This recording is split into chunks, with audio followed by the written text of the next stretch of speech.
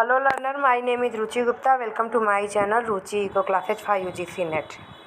जैसा कि आप सबको पता है कि हमारा जो है अब पेपर हो चुका है, ठीक।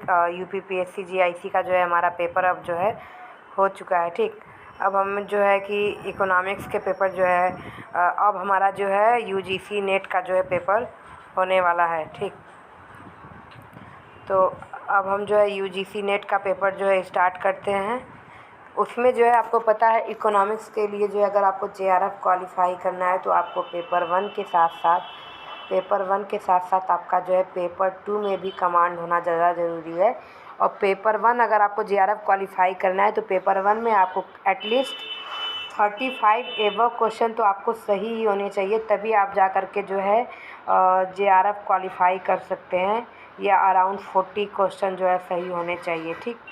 तो आप जो है पेपर वन भी इम्पॉर्टेंट है, पेपर टू भी इम्पॉर्टेंट है, और दोनों में जो है मोस्ट आईएमपी होता है प्रीवियस ईयर पेपर, जिससे आपको पेपर के पैटर्न के बारे में भी पता चल जाता है। और उसके अलावा जो है आपका कुछ प्रीवियस ईयर क्वेश्चन जो होते हैं जो आज एकदम सेम टू सेम जो है आपका जो है रिपीट होते हैं, तो इसलिए जो है पेपर जो है इम्पॉर्टेंट है। और इकोनॉमिक्स में भी कुछ क्वेश्चन है जो रिपीट होते हैं, तो हम और आजकल के पैटर्न में कुछ जो है फिर से उन्होंने चेंज कर दिया, मैच द फॉलोइंग और इस तरीके के क्वेश्चन वो लगा रहे हैं। तो हम जो है जून जो है कि जब प्रीवियस जो हमारा हुआ था सितंबर 2020 वाला, उसका मैं जो है प्रिपेयर कर रही हूँ कि जो है उसका जो है बन रहा है। और उसके पहले जो है तो वो जब बन जाएगा तो मैं आप लोगों को दे दूँगी। और उसके पहले हम जो है ये जनवरी 2018 का पेपर करते हैं, जुलाई 2018 का पेपर करते हैं, ठीक। उसके बाद जो है हम कंटिन्यूसली जो है 12 तक के करेंगे, 12 के आपके दिसंबर और दिसंबर जून जो भी है जितने पेपर हैं हम करेंगे, जिससे आपको पैटर्न के साथ साथ पेपर और सारी चीज़ें पता चल जाए। तो आप जो है वीडियो को लास्ट तक देखते रहिए, क्योंकि ये आपके लिए बहुत ज़्यादा बेनिफिशियल होने वाला है। और अगर आपको वीडियो पसंद आए तो चैनल को लाइक करें, शेयर करें, सब्सक्राइब करें, ठीक। तो ज़्यादा टाइम है नहीं, तो हम स्टार्ट करते हैं अपना। ये क्वेश्चन है हमारा, विच of the following will be true both monopoly and monopolistic competition in the, ठीक, इन द शॉर्ट रन। तो मोनोपोली और मोनोपोलिस्टिक कंपटीशन में कौन सा जो है मतलब जो हमारा स्टेटमेंट दिया हुआ है कौन सा सही है। तो price is greater than marginal revenue, price is equals to marginal revenue, price is equals to marginal cost, और price is equals to average cost. तो यहाँ पे price is greater than marginal revenue in case of monopoly और monopolistic में जो है सही होता है, ठीक। आप जो है इसका हिंदी यहाँ पे जो है दिया हुआ है, ठीक। अल्पकालिक अवधि में एकाधिकारी प्रतिस्पर्धा दोनों के लिए निम्नलिखित में से कौन सा सही है। तो फर्स्ट वाला ऑप्शन यहाँ पे सही हो जाएगा। देखिए मैं हिंदी और इंग्लिश दोनों पढ़ूंगी तो थोड़ा लेंदी हो जाएगा, इसलिए मैं इंग्लिश कर रही हूँ। आपको मैं हिंदी का क्वेश्चन दिखा दूँगी, आप वहाँ से जो है मैच कर लीजिएगा, ठीक। तो अब हम जो है क्वेश्चन नंबर 2 पे चलते हैं। Consider the following matrix which describe the respective strategy and the corresponding payoff form A and B operating in a duopoly. तो ये गेम थ्योरी का है हमारा, जिसमें हम डोमिनेंट स्ट्रेटजी और ये सब हमारा नेस इक्विलिब्रियम से रिलेटेड है, ठीक। तो जब हम फॉर्म ए का देखते हैं तो एडवर्टाइजमेंट और डोंट एडवर्टाइज, ठीक, और एडवर्टाइजमेंट और डोंट एडवर्टाइजमेंट फॉर बी के लिए, दोनों के लिए है। तो इसमें पूछ रहा है form A has no dominant strategy. तो इस तरीके से देखने के लिए आप जो है, तो मैं आपको ये समझाती हूँ। देखिए फॉर्म ए एडवर्टाइजमेंट के लिए ये वाला पोर्शन हमारा हो जाएगा, ठीक। और अगर वो एडवर्टाइजमेंट नहीं करता अपने प्रोडक्ट को बेचने के लिए तो ये हो जाएगा, ठीक। तो आप जो है 11, 6 और 7, 9 है, तो आपको जो है एडवर्टाइजमेंट वाला जो है ज़्यादा लग रहा है, ठीक। तो इसमें हम बोल सकते हैं कि form A has no dominant strategy, क्योंकि उसको इससे फ़र्क नहीं पड़ता, वो एडवर्टाइजमेंट पे अपना जो है फोकस कर रहा है, ठीक। लेकिन फॉर्म बी के लिए देखिए एडवर्टाइजमेंट 11, 6 है, और फॉर्म बी के लिए डोंट एडवर्टाइजमेंट 16, 6 है। यानी तो फॉर्म बी के लिए जो स्ट्रेटजी है कि वो एडवर्टाइजमेंट ना करे, क्योंकि आप देख रहे हैं फॉर्म बी का एडवर्टाइजमेंट करेगा तो उसको 11 और 6 मिल रहा है, और एडवर्टाइजमेंट नहीं करेगा तो 16 0, तो वो सबसे मैक्सिमम पॉइंट लेते हैं। तो ये वाला हमारा हुआ। तो फॉर्म बी की जो डोमिनेंट स्ट्रेटजी होगी कि वो जो है एडवर्टाइजमेंट ना करे, और फॉर्म ए की जो है स्ट्रेटजी है कि वो एडवर्टाइजमेंट करे। ठीक, अब यहाँ पे जो है फर्स्ट और सेकेंड ऑप्शन हमारा जो है ए और बी जो है दोनों सही हो गया। ठीक, अब हमारा ये है कि the game has a Nash equilibrium. तो हाँ, गेम जो है नेस इक्विलिब्रियम है, क्योंकि अगर एक की डोमिनेंट स्ट्रेटजी होती है तो दूसरे की नहीं होती। ठीक, अब यहाँ पे डी ऑप्शन है फॉर्म ए और nor form B has a dominant strategy, तो ये गलत है, क्योंकि एक फॉर्म की है तो यहाँ पे ये ऑटोमेटिकली गलत हो जाता है। और ये जो 20 और 2 है ना, ये डोंट एडवर्टाइजमेंट ए और बी दोनों के लिए है। ठीक, सेम वैल्यू है। ठीक, तो यहाँ पे हमारा जो है क्वेश्चन नंबर 2 का ऑप्शन नंबर 4 यहाँ पे हमारा जो है सही हो जाएगा। Question number 3, in the contest of oligopoly consider the following statement. Cournot equilibrium is a Nash equilibrium और Stackelberg equilibrium is a Nash equilibrium. तो ये जो दोनों स्टेटमेंट है ये दोनों जो है सही हैं, और दोनों जो है डिओपॉली से रिलेटेड जो है मॉडल है, डिओपॉली के मॉडल है। और स्टैकलबर्ग जो मॉडल है वो लॉजिकल एक्सटेंशन है हमारा कुर्नोट मॉडल का। ठीक, लॉजिकल ये क्वेश्चन पूछा गया पेपर में कि स्टैकलबर्ग मॉडल जो है वो लॉजिकल एक्सटेंशन है हमारा किसका, तो वो कुर्नोट मॉडल का। तो बोथ ए एंड बी हमारा जो है सही हो जाएगा। अब यहाँ पे आप जो है क्वेश्चन जो है आप हिंदी में देख लीजिए, ये फर्स्ट, ये सेकेंड और ये थर्ड।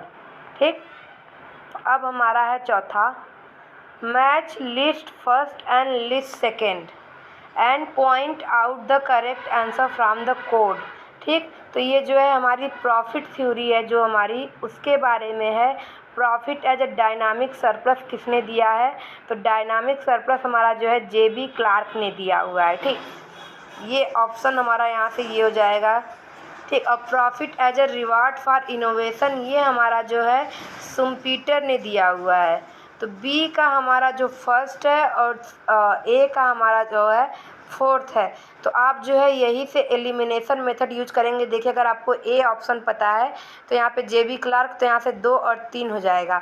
लेकिन फिर हम सेकेंड पे जाते हैं, इनोवेशन शुम्पीटर आते हैं, तो यहाँ पे हमें केवल ऑप्शन नंबर 2 ही जो है सही मिलता है। ठीक, ये क्वेश्चन अभी आपका जो है सितंबर 2020 वाले में भी पूछा था। तो इससे कुछ क्वेश्चन जो है रिपीटेड होते हैं, इसलिए जो है हमें क्वेश्चन कर लेना चाहिए। ठीक, अब हमें जो है सी का ऑप्शन यहाँ पे देख लेते हैं, profit as a reward for uncertainty bearing. तो ये हमारा जो है नाइट का है, FH नाइट। और profit arise due to monopoly power enjoy by the producer, ये हमारा केलेस्की का है। तो यहाँ पे जो है ऑप्शन नंबर 2 हमारा जो है सही हो जाएगा। फिफ्थ क्वेश्चन है, when the marginal cost is equals to average cost the slope of average cost is. तो आपका पता है कि जब हमारा marginal cost equals to average cost होता है, और तो इस कब होता है, हमारा यहाँ पे होता है परफेक्ट कंपटीशन में P equals to AR equals to MR और इक्वल्स टू MC। ठीक, इक्वल्स टू AC हो जाएगा। ठीक, तो जब ये वाली कंडीशन होती है तो आपका स्लोप क्या बन रहा है, ये देखिए, ये हमारा जो है कर्व ऐसे बनता है हॉरिजॉन्टल टू एक्स एक्सिस। ठीक, तो ये यहाँ पे स्लोप जो है आपका तो 0 ही होगा ना, क्योंकि यहाँ पे जो है ये कांस्टेंट है। जब इस तरह से बराबर रहता है हमारा, तो इस पे जो है स्लोप हमारा जो है 0 होता है।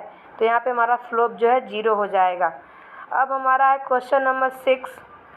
देखिए, अभी मैंने 2-3 दिन पहले जो है CES प्रोडक्शन फंक्शन और कॉप डगलस प्रोडक्शन फंक्शन पे पूरा डिटेल वीडियो विद एक्सप्लेनेशन और विद प्रीवियस ईयर क्वेश्चन मैंने कराया। ठीक, तो for the function Q equals to A K के पावर अल्फ़ा L के power beta, which of the following is correct.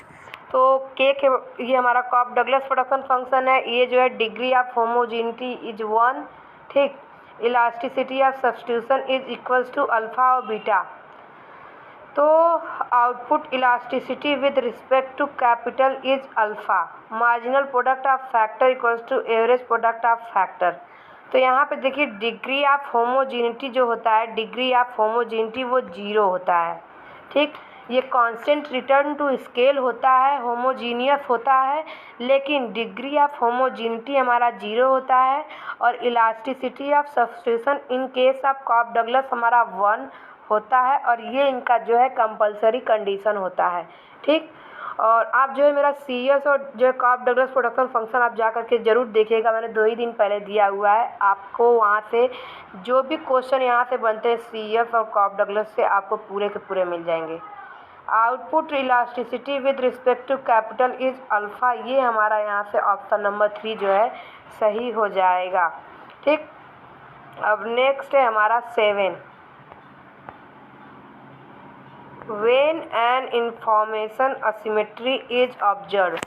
Information asymmetry क्या होता है कि जैसे या तो प्रोड्यूसर को या तो कंज्यूमर को जो है मार्केट के बारे में अधूरी जानकारी हो। ठीक।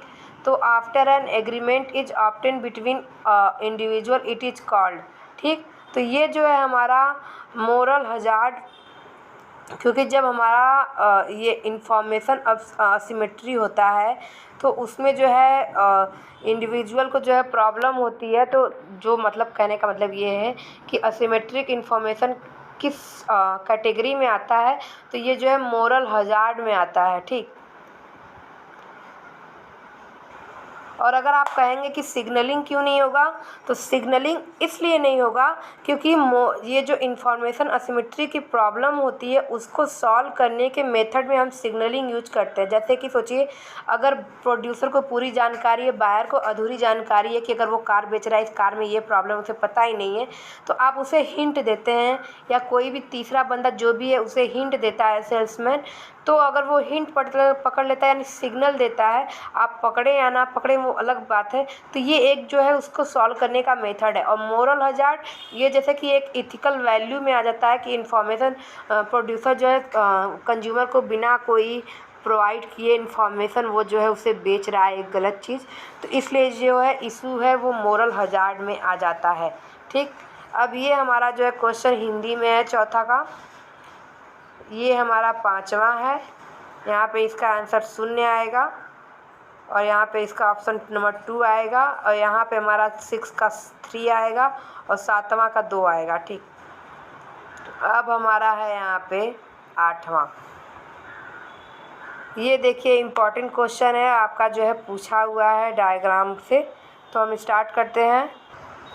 8 स्टार्ट करते हैं। आफ्टर द प्राइस चेंज, यानी यहाँ पे देखिए प्राइस हमारा जो है चेंज हो रहा है। Price the price line shift from PQ to PQ dash. तो हमारा जो बजट लाइन है प्राइसेज का, यानी हमारा अगर PQ टू PQ डैश है, यानी हमारा प्राइस ऑफ पोटैटो जो है कम हो रहा है। प्राइस ऑफ पोटैटो के कम होते ही हमारा जो है बजट लाइन शिफ्ट हो गया Q टू Q डैश, यानी हमारी रियल इनकम जो है इंक्रीज हो गई। तो जब इस पॉइंट पे था हमारा, तो यहाँ पे जो है A पॉइंट पे वो कंज्यूम करते हैं जब हमारी प्राइस पहले थी। ठीक। तो यहाँ पे जो है यहाँ से ये पॉइंट हमारा जो है पोटैटो कंज्यूम होता था, और ये पॉइंट हमारा जो है टोमेटो कंज्यूम होता था। जैसे ही हमारे प्राइसेस गिर गए पोटैटो के, और ये शिफ्ट होता है हमारा PQ डैश पे, तो ये इक्विलिब्रियम पॉइंट हमारा जो है B डैश पे आ गया। ठीक। अब ये हमने इतना देख लिया। अब हम देखते हैं यहाँ पे पूछा क्या है। तो इक्विलिब्रियम पॉइंट B डैश पे आ गया, तो then what is the true for potato, यानी पोटैटो के लिए कौन सा कंडीशन सही है। तो हमारा लॉ ऑफ डिमांड क्या कहता है कि प्राइसेस डिक्रीज होता है तो डिमांड जो है हमारा इंक्रीज होता है in case of normal good. तो ये नॉर्मल गुड तो बिल्कुल नहीं है, क्योंकि प्राइसेस के डिक्रीज होने पे हमारा जो है डिमांड जो है डिक्रीज हो गया। तो ये हमारा कैंसिल हो गया। इन्फीरियर गुड है गिफिन गुड। गिफिन गुड की डिमांड क्या होती है कि हमारा जब सारे जो है गिफिन गुड हमारे जो है इन्फीरियर में नहीं आते ना, इन्फीरियर गुड जो है गिफिन में आ जाते हैं, बट इन केस जो ऑल गिफिन गुड है वो हमारे जो है इन्फीरियर में नहीं आते। इसलिए जो है क्योंकि इन गिफिन हमारे कुछ जो स्टेटस से होते हैं, तो उनके प्राइसेज बढ़ने पे हमारे जो है डिमांड भी बढ़ते हैं। ठीक। तो यहाँ पे जो प्राइसेज घटने पे डिमांड घट रहा है, तो हमारा जो है इन्फीरियर होगा, यानी ऑप्शन नंबर 2 होगा। नेक्स्ट है हमारा क्वेश्चन, जो कि दोबारा भी इसको पूछा गया है। 9 which among the following is correct description of inverse demand function. ठीक। तो इनवर्स डिमांड फंक्शन का मतलब ये कि जैसे हमारा जो फंक्शन होता है एक्चुअली डिमांड का क्या होता है, demand is a function of price, यही होता है। अब उसने पूछा है इन्वर्स डिमांड फंक्शन, तो बहुत लोग कंफ्यूज हो गए थे इसमें। तो इन्वर्स डिमांड फंक्शन बस डायरेक्ट उल्टा, price is a function of demand. Option number first हो जाएगा हमारा। अब हमारा यहाँ पे देखिए है, ये भी हमारा क्वेश्चन जो है रिपीट हुआ है। ये हमारा क्वेश्चन जो है 2015 में पूछा था, ये अगेन जो है आपका 2018 में ये पूछा। ठीक, सेम यही क्वेश्चन आपको उठा के पूछा, इसलिए मैं बोल रही हूँ आप लोग प्रीवियस ईयर क्वेश्चन कर लीजिए। The first fundamental theorem of welfare economics required there be an efficient market for every commodity. तो वेलफेयर इकोनॉमिक्स में जो है आपका जो फर्स्ट फंडामेंटल थ्योरम है, जो पैरेटो ऑप्टिमलिटी है, वहाँ पे जो है इफ़िशिएंट मार्केट है, यानी हमारा परफेक्ट कंपटीशन है, इफ़िशिएंट एलोकेशन होता है रिसोर्सेज का इन द मार्केट और इन द फैक्टर मार्केट आपका। तो यहाँ पे ऑप्शन नंबर फर्स्ट हमारा जो है बिल्कुल सही है, that the economy operate at some point of the on the utility possibility curve. तो ये भी बिल्कुल सही है कि ये जो है इकोनॉमी जो है किसी न किसी पॉइंट पे जो है हमारे पॉसिबिलिटी कर पे जो है हमारे जो होती है। Producer and consumer to be price taker. तो यहाँ पे जो है प्रोड्यूसर और कंज्यूमर दोनों ही जो है प्राइस टेकर होते हैं जब हमारा वेलफेयर इकोनॉमिक्स आया, क्योंकि यहाँ पे जो है इन्होंने फैक्टर और मार्केट दोनों का जो है एक सर्कल में जो एक सर्कुलर फ्लो होता है उसके अकॉर्डिंग। तो यहाँ पे ऑल ऑफ द एबव हमारा जो है आंसर सही है। ठीक, नेक्स्ट है हमारा 11th क्वेश्चन।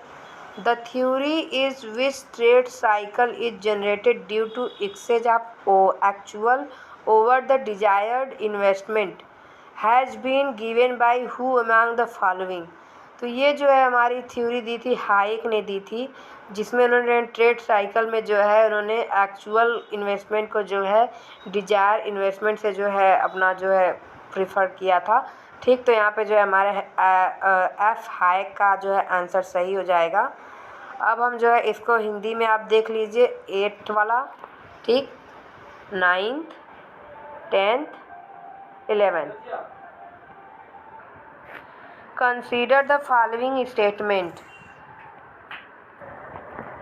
तो हम पढ़ते हैं ऑप्शन नंबर यहाँ पे ए स्टेटमेंट दिया, liquidity trap is a situation when people prefer to hold money rather than investing it.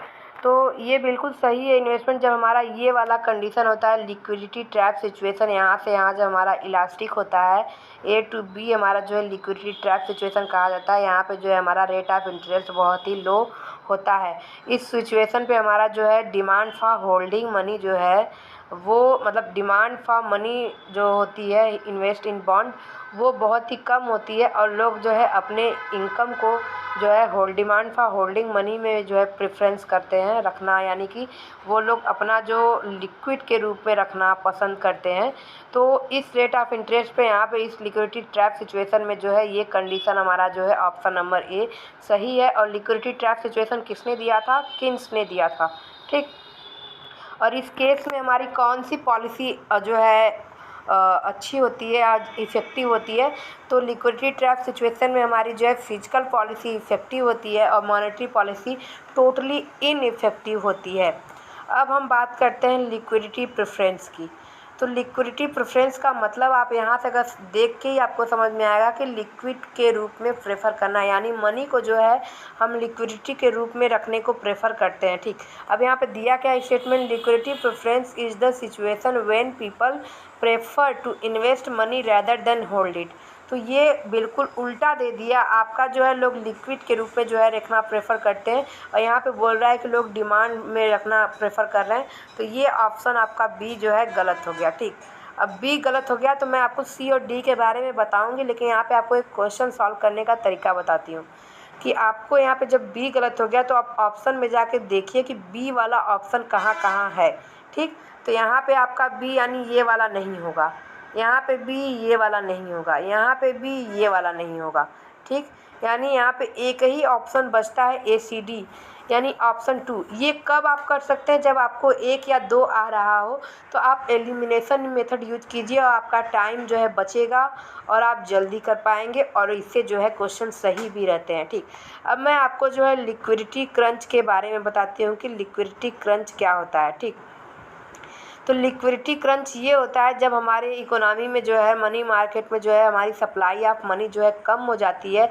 यानी लोग जो है कि मनी को जो है एसेट्स में, बॉन्ड्स में, स्टॉक्स में, इसमें रखना प्रेफर करते हैं, लिक्विड के फॉर्म में नहीं। तो ये हमारा जो है लिक्विडिटी क्रंच कहा जाता है। ठीक, लिक्विडिटी हमारा जो है क्रंच कहा जाता है। और लिक्विडिटी क्रंच और क्रेडिट क्रंच हमारा जो है सेम चीज़ है, वही चीज़ हमारा जो है एक ही पार्ट हमारा जो है सेम चीज़ है। ठीक, मनी मार्केट से ही हम लोन लेते हैं, तो ये जो है हमारा सेम है। सी और डी हमारा जो है दोनों एक ही चीज़ के दो तरीके हैं कहने के।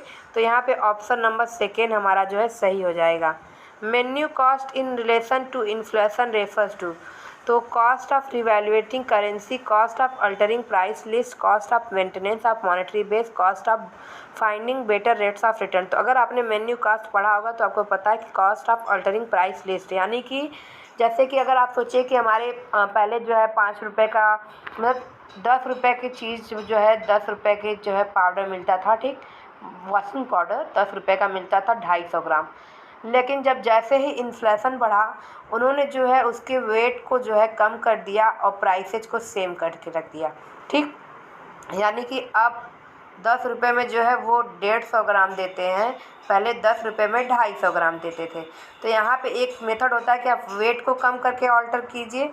और मेन्यू कॉस्ट में क्या होता है, ये बेसिकली फूड से रिलेटेड है। तो मेन्यू कॉस्ट में क्या होता है कि जब हमारी 10 रुपये की पहले पर प्लेट मिलती थी, एक प्लेट खाने का कुछ भी आप समझ लीजिए, चाउमीन या एनीथिंग, मोमोज। ठीक, अब जो है वही एक प्लेट इन्फ्लेशन की वजह से ये जो है 15 रुपये में मिल रही है। तो ये हमारा जो है प्राइस ऑल्टर करना या कम या ज़्यादा करना अकॉर्डिंग टू इन्फ्लेशन, ये हमारा हो गया। तो ये हमारा जो है 13 का ऑप्शन नंबर 2 हो गया। ठीक, अब according to Milton Friedman quantity theory is the theory of, तो यहाँ पे एक सिंपल ऑप्शन है। अगर आप ऐसे देखेंगे तो बहुत ही कंफ्यूजिंग लगेगा, but quantity theory of money किसका है, तो ये डिमांड फॉर मनी का है ना। Theory of demand for money तो है, जिसको फिर ये मिल्टन फ्रीडमैन ने क्वांटिटी थ्योरी ऑफ मनी जो है आपका restatement of quantity theory of money दिया, जो कि हमारा डिमांड फॉर मनी के बारे में ही है। तो आप जो है ये कंफ्यूजिंग हो जाता है, वैल्यू ऑफ मनी है, नॉमिनल इनकम है या प्राइस डिटर्मिनेशन, ये सही नहीं है। चौथा हमारा सही है। दूसरी बात, फ्रीडमैन के क्वांटिटी थ्योरी ऑफ मनी से क्या पूछता है कि हमारा इनकम डिमांड फॉर मनी हमारा जो है किसके किसके ऊपर जो है डिपेंड करता है।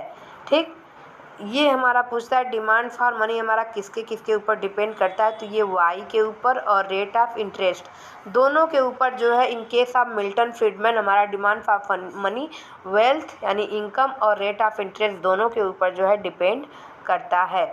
अब हम देखते हैं 15 का question, gilt edge market means.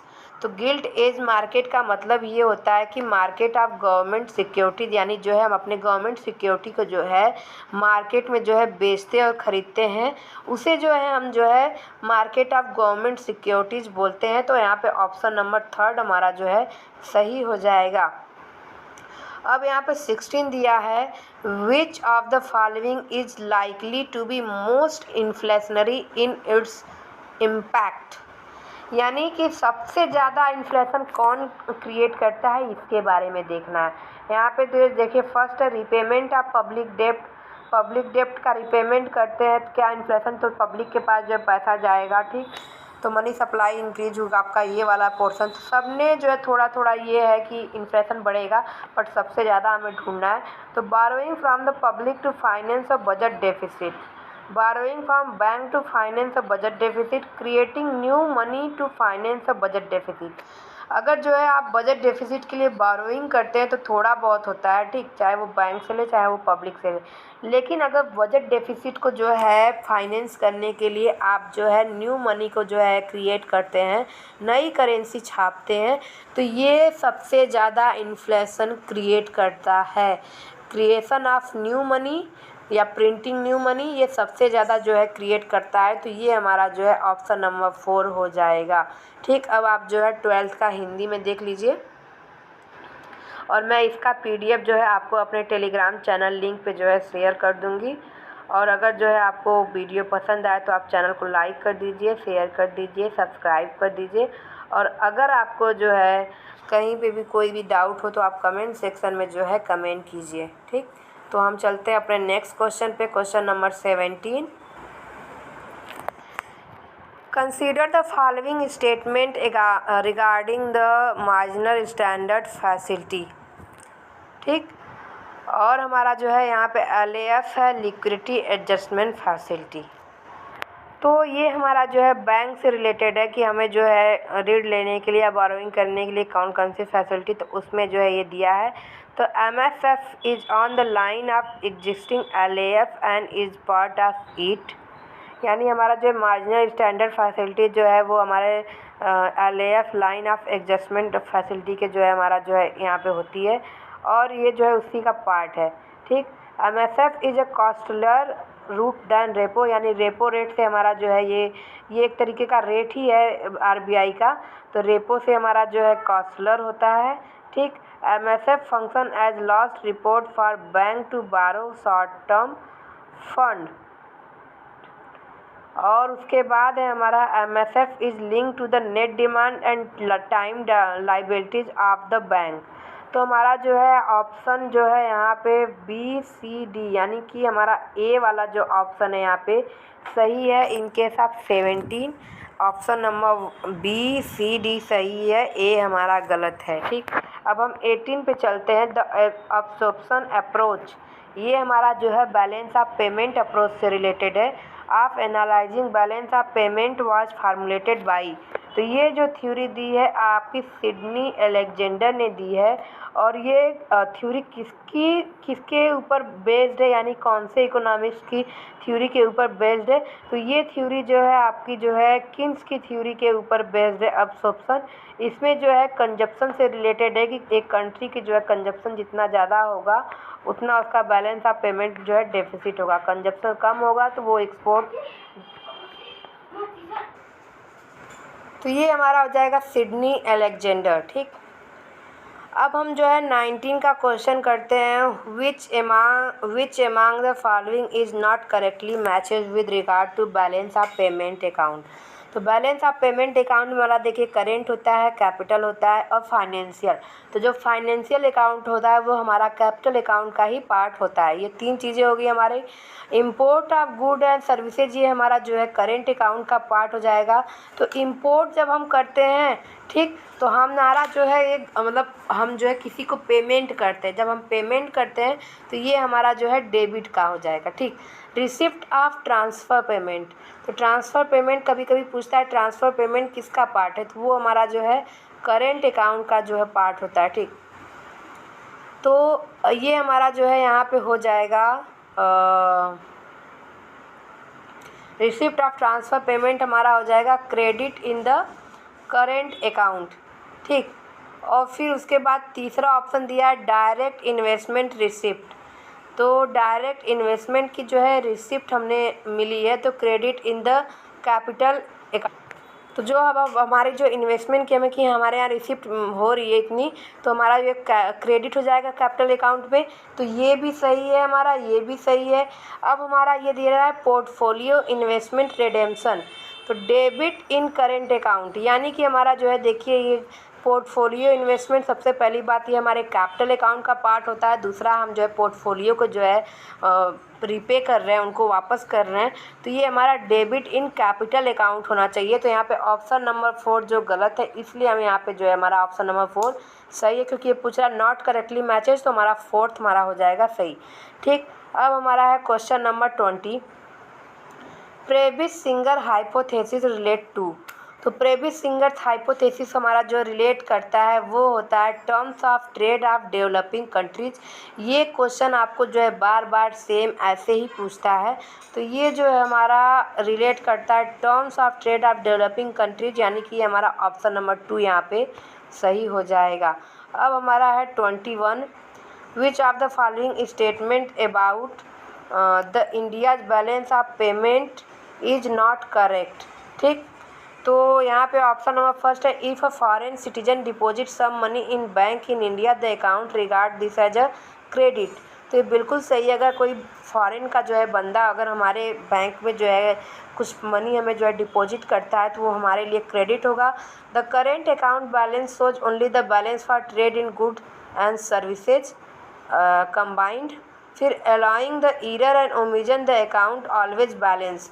तो ऑप्शन नंबर 3 भी हमारा सही है कि हमारा जो अकाउंट है चाहे कुछ भी है वो हमेशा बैलेंस होता है, चाहे हमें जो है इसमें से उसमें देना पड़े या गवर्नमेंट या कहीं से भी कुछ लेना पड़े, हमारा इसका कंडीशन होता है कि हमें बैलेंस ऑफ पेमेंट को जो है इक्वल करना है। ठीक, if the country reserve of foreign currency increases there is minus sign for this entry. तो यहाँ पे देखिए पहली बात यहाँ पे दिया हुआ है हमारा, हमने जो है 1 और 3 के बारे में देखिए सही कर लिया है। अब यहाँ पे पूछ रहा है if the country reserve of foreign currency increase then there is a minus sign for this entry. तो ये जो एंट्री वाला है if the country's reserve of foreign currency, तो हमारे का रिजर्व करेंसी जो है फॉरेन की करेंसी जो है इंक्रीज होती है, तो यहाँ पे माइनस साइन बिल्कुल सही है। यहाँ पे एक चीज़ यहाँ पे जो है गलत है, ऑप्शन नंबर 2 कि हमारा जब करेंट अकाउंट जो है बैलेंस शो करता है तो उसमें केवल balance for the trade in goods services नहीं होता, जैसे कि उसके इंपोर्ट एक्सपोर्ट के अलावा जो है हमारे जो है ट्रांसफ़र पेमेंट और ये सारी चीज़ें भी इंक्लूड्स होती हैं।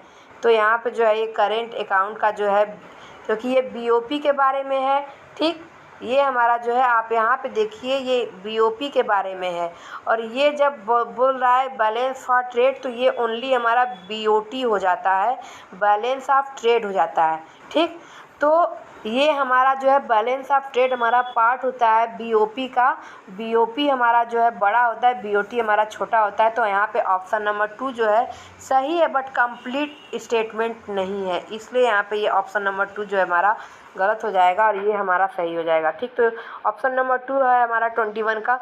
अब हमारा जो है ये आप हिंदी में देख लीजिए 17, 18, 19, 20, 21। अब हमारा जो है ये एक इम्पॉर्टेंट क्वेश्चन जो कि बार बार आपका जो है पेपर में जो है रिपीट होता है, आपका हर बार ही पेपर में पूछता है। तो आप इसे देखिए, ये है हमारा लेट मार्शल लर्नर कंडीशन के बारे में, ये इम्पॉर्टेंट है। Let elasticity of demand for export for a certain country be X and elasticity of demand for import be EM। ठीक, इससे डिनोट किया गया है। Assume that the country devaluate its currency, यानी डिवैल्यूएशन होता है कंट्री में, its BOP will almost certainly show an improvement. अगर हमारा जो है बीओपी में इम्प्रूवमेंट होने की कंडीशन क्या है, EX plus EM is greater then 1। ये आपका UPPGT, UPPSC GIC आपका ये सारे के साथ साथ आपका PhD के इंट्रेंस में भी पूछता है। BHU के PhD इंट्रेंस में, आपका JNU के PhD इंट्रेंस में ये मैथमेटिकल फॉर्म ज़्यादा ये लोग ये वाले क्वेश्चन पूछते हैं। और ये किसने दिया है, ये मार्शल लर्नर का कंडीशन है। और डिवैल्यूएशन को हम कौन से कर्व से दिखाते हैं, J कर्व से दिखाते हैं। शॉर्ट रन में जो है डिवैल्यूएशन बीओपी को जो है वर्सन करता है, यानी बहुत ही ख़राब कर देता है। लेकिन जैसे ही हमारा लॉन्ग रन होता है, यानी ये ऐसे जाता है, हमारा बीओपी जो है उठता जाता है, यानी डिवैल्यूएशन सक्सेसफुल होता है। और डिवैल्यूएशन की वजह से हमारा जो है एक्सपोर्ट चीपर हो जाता है और इंपोर्ट जो है महंगा हो जाता है, जिसकी वजह से इंपोर्ट हमारा जो है कम होता है और एक्सपोर्ट हमारा जो है ज़्यादा हो जाता है। जब एक्सपोर्ट आपका ज़्यादा होगा, इंपोर्ट कम होगा, तो आपका जो है बीओपी ऑटोमेटिकली बैलेंस हो जाएगा। तो 22 का हमारा जो है ऑप्शन नंबर 1 ये हमारा सही हो जाएगा। अब हमारा है which of the following would cause rupee to depreciate against US dollar other thing being equal. कौन सा कारण है जिसकी वजह से हमें रूपी को जो है डिप्रिसिएट करना पड़ा against US dollar other thing being equal. तो फर्स्ट ऑप्शन है arise in interest rate in India, a fall in income in USA, N expected rise in external value of रूपी, and increase flow of foreign investment into India. ठीक, तो यहाँ पे जो है ये हमारा जो है US डॉलर के अगेंस्ट हमने जो है अपने रूपी को डिवैल्यूएट किया। उसकी वजह ये थी कि हम USA में जो है हमारी इनकम को जो है कम करना चाहते थे। यानी कहने का मतलब जो है $1 के बराबर समझ लिए कि पहले जो है 4 रुपीज़ था। ठीक, तो अब हमने जो है $1 के बराबर हमने जो है 8 रुपीज़ कर दिया। क्यों किया, क्योंकि हम जो है अपनी करेंसी को जो है डिवैल्यूएट कर रहे थे यूएसए में, जिससे कि यूएसए हमारे प्रोडक्ट, जिससे हम यूएसए में एक्सपोर्ट ज़्यादा कर सकें। एक्सपोर्ट ज़्यादा कब होगा? जब हमारी जो है करेंसी जो है सस्ती होगी, यानी हमारे जो प्रोडक्ट जो है सस्ते होंगे और वहाँ से जो आने वाले जो इम्पोर्ट होंगे वो महंगे होंगे। तो हम अपनी जो है इनकम को जो है यूएसए में गिराने के लिए हमने जो है डिवैल्यूएट किया अपनी करेंसी को। तो यहाँ पे ऑप्शन नंबर 2 हो जाएगा। नेक्स्ट है according to mercantilist trade is, ये इंटरनेशनल ट्रेड थ्योरी का है मर्केंटलिस्ट का। तो मर्केंटलिस्ट ट्रेड को जो है जीरो सम गेम मानते थे और वो ज़्यादा से ज़्यादा एक्सपोर्ट पर फोकस करते थे और इंपोर्ट को कम, जिससे वो ज़्यादा से ज़्यादा फॉरेन एक्सचेंज अपने पास रिजर्व कर सके। और उस वक्त फॉरेन एक्सचेंज जो है हमारा जो है गोल्ड के रूप में था, सिल्वर, इस तरीके से थे। ठीक, अब हमारा जो है 25 आज का हम लास्ट क्वेश्चन करेंगे, वीडियो ऑलरेडी लेंदी हो चुका है। There is incomplete specialization in production when country faces. तो जब हमारी इंक्रीजिंग अपॉर्चुनिटी कॉस्ट होती है, ये हमारी जो है इंक्रीजिंग जो है अपॉर्चुनिटी कॉस्ट होती है इस तरीके से। ठीक, यानी कि हमारा जो है उस वक्त हमारा जो है प्रोडक्शन हमारा जो है ज़्यादा हो रहा होता है। ठीक, और हमारा जो है स्पेशलाइजेशन हमारा नहीं हुआ होता है, तब हमारा इनके साथ जो आपको पता है अपॉर्चुनिटी कॉस्ट हमारा इंक्रीजिंग होता है, कांस्टेंट होता है, डिक्रीजिंग होता है। तो हमारा जब कांस्टेंट होता है तो उसमें जो है हम जो है कांस्टेंट वाले में हमेशा यूज करते हैं, क्योंकि हमारा जो है यहाँ पे जो है स्पेशलाइजेशन होता है, लेकिन फुल्ली डिक्रीजिंग अपॉर्चुनिटी कॉस्ट में हमारा जो है फुल स्पेशलाइज हो चुका होता है, रिसोर्सेज हमारे फुल्ली यूटिलाइज हो चुके होते हैं। तो यहाँ पे ऑप्शन नंबर 3 हो जाता है। ठीक, तो अगर जो है आपको वीडियो पसंद आए तो चैनल को लाइक करें, शेयर करें, सब्सक्राइब करें। Thank you so much.